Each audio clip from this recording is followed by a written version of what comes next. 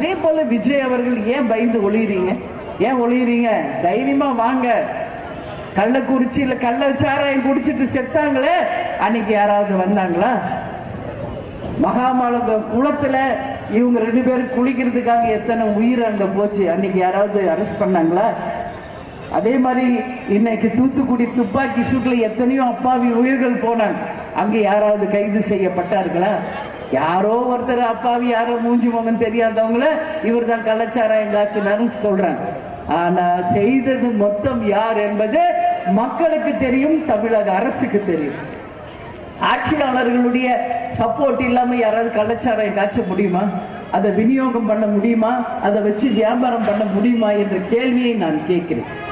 அப்ப அதுக்குரியவர்கள் ஏன் கைது செய்யப்படல? ஏன் நீங்க மட்டும் விஜய் கைது ஆவாரா, புஷி ஆனந்த் கையாவாரா, நிர்மல் குமார் கைதாவாரான்னு கேக்குறீங்க?